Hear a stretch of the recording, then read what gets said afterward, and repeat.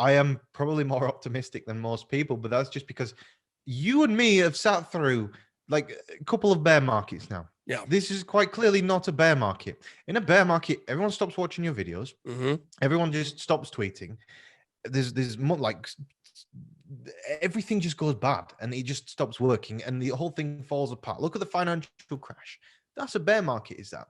What we're going through is just people are tired, and so they just lose a small amount of interest for a small period of time.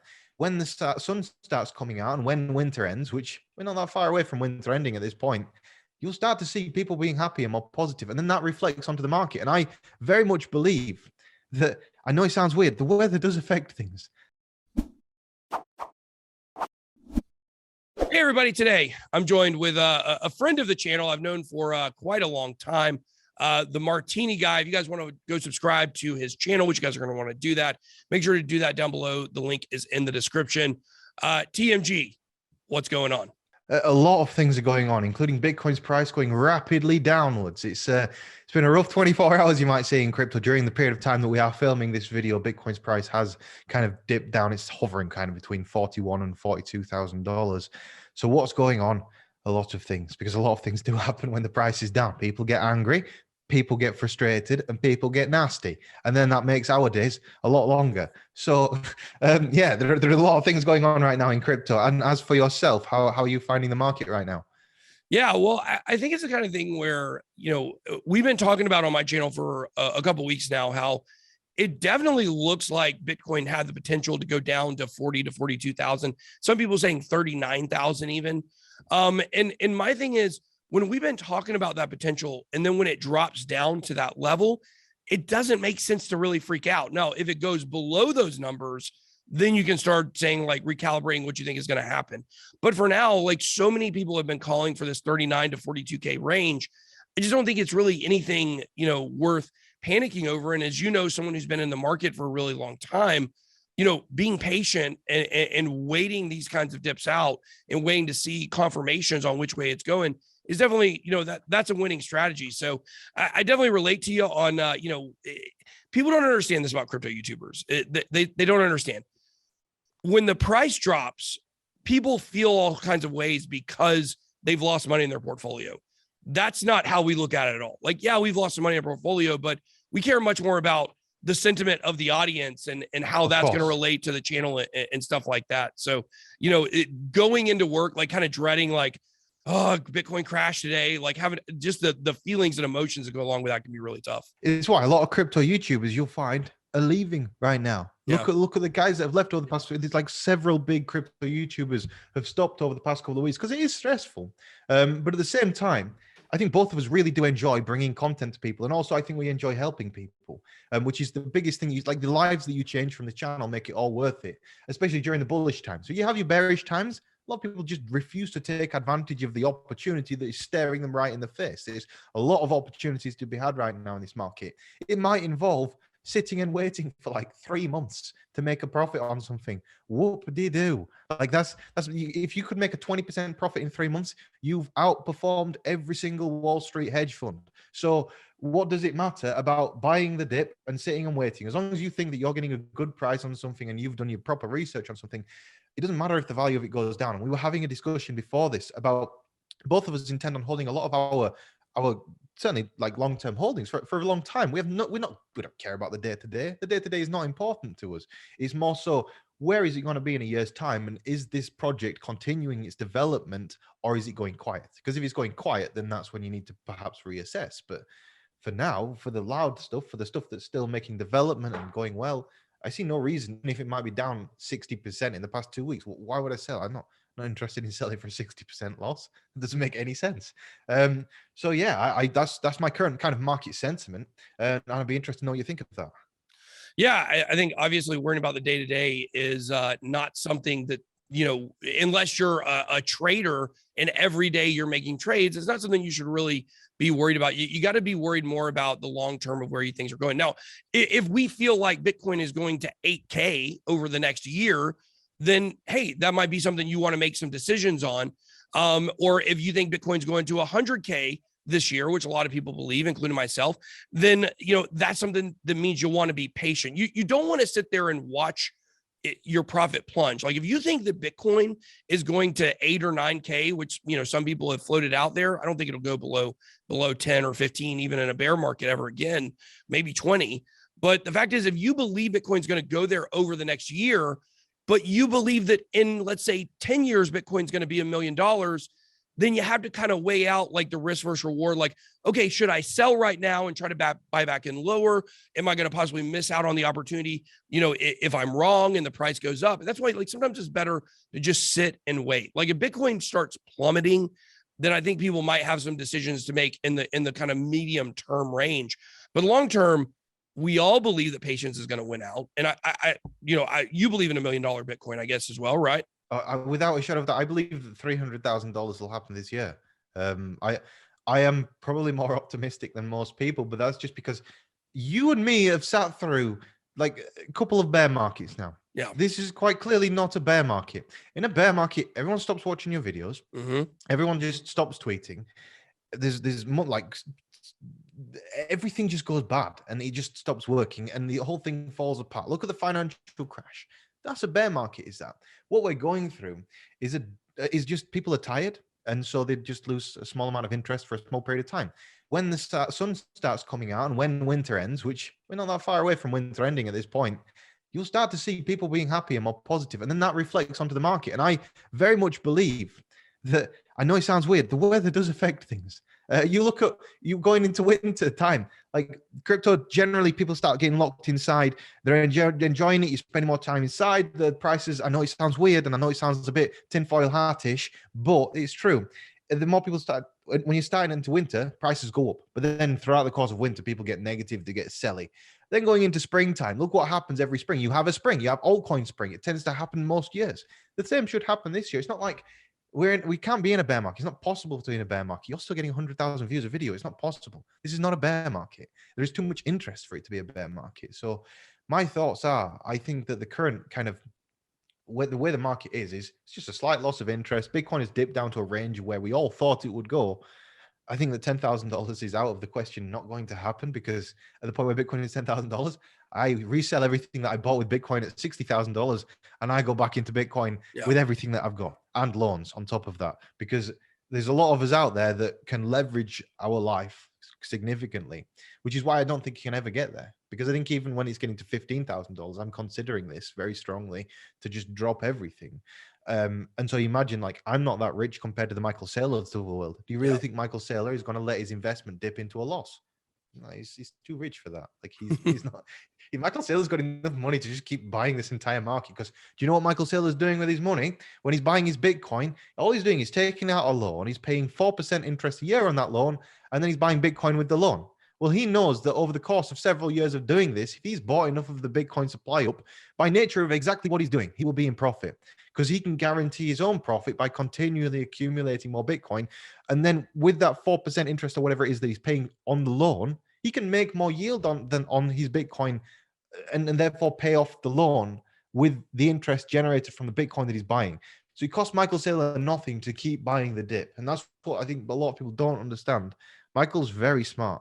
And he's very leveraged, but he's very smart. Actually, what's your take on that? Are you familiar with the way that he's operating his fund? Yeah, look, when you've got as much money as Michael Saylor does, you're playing by a completely different set of rules, and that's what he does. People hear this phrase, like, make your money work for you. And, I was watching a video on TikTok where a guy was explaining how you really need $5 million. Once you have $5 million, your money can work for you and you never have to work again.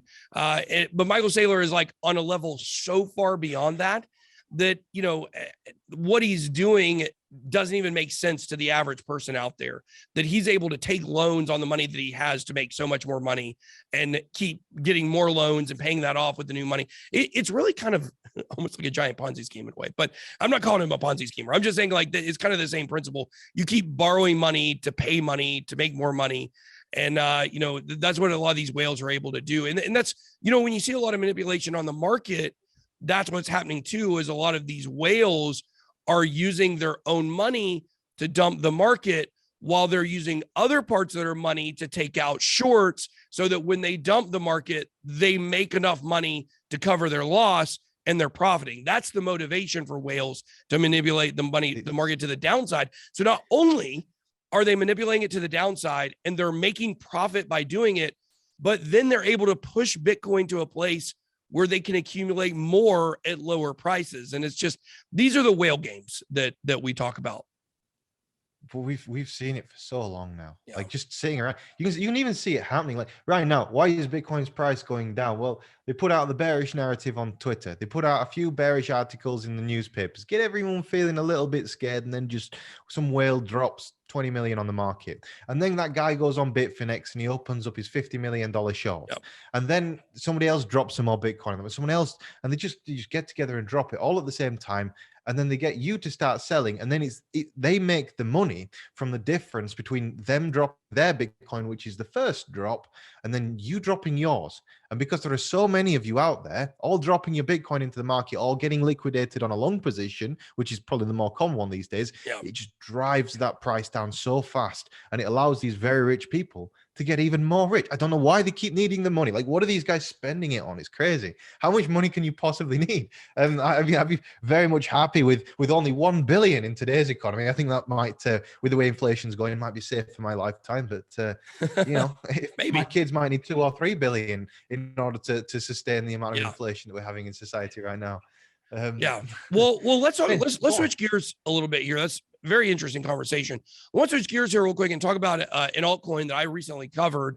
Not a lot of people knew about, but you were actually a person who was already in on this coin, made a recent video about it, Ojamu. Tell us a little bit about Ojamu, yes. Why you like it. You liked it before I made a video about it.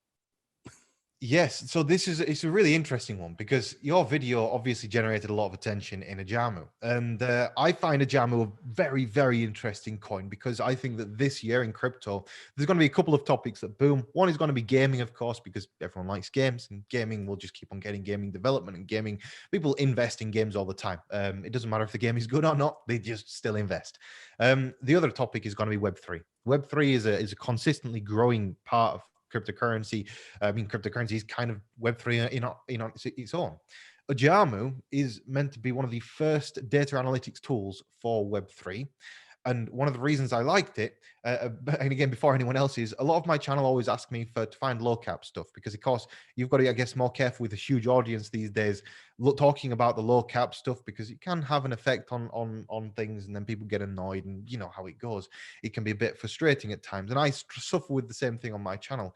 And so when I'm looking for low caps, what I'm looking for is coins that I may previously have invested in. For example, I invested in the private sale for Ojamu, but I paid 11 cents per coin. And when I was looking through CoinMarketCap and I found it again, it was 6 cents per coin, 6 and 7 cents per coin. I'm thinking I paid double that in private sale, and its market cap is currently sitting at $700,000.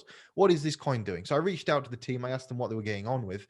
And the team was like, well, we've got loads of stuff planned for the next 6 months. I was like, well, if you've got loads of stuff planned for the next 6 months, odds are there's going to be more people that start finding out about this. So from my perspective, it makes sense to buy some. And again, this is one of the, I guess, the reasons why I recommend to a lot of people, if you ever want to kind of really make a connection with crypto, make yourself a public profile and try and generate a bit of a following, and then get in contact with these projects because they'll talk to you. A lot of people, they don't even ask the project what's going on. If you send a message to that project and ask them what's the crack is, they'll tell you what is going on. They'll tell you exactly what they're doing because they want you to know. But a lot of these projects and stuff, they need maybe help pushing in the right direction with marketing, or they need help with kind of gaining exposure. And with a project like Ojamu that's been forgotten about for so long, and that was sat at an all-time low, for me, it was just kind of fundamentally, it made sense for me to average down my average position, which was, I mean, I think at that point in time had like $5,000 of the coin because I was like maybe $10,000 into their initial sale. And then that value dropped 50%. So I had like $5,000 of it. So I thought, well, I'll double my holdings of this coin and see how it goes. And so far, so good. It's doing very, very well right now. But I still think that the coin will hit $1 at some point over the course of the next 12 months. I think that's quite a realistic target, given that there's a lot of rubbish in the space with no product, no fundamentals, no code or anything developed around it. And this to me, it's not a complete product yet, but it'll be a complete product at some point this year. And with the amount of stuff that they have planned, I'm just quite excited for it.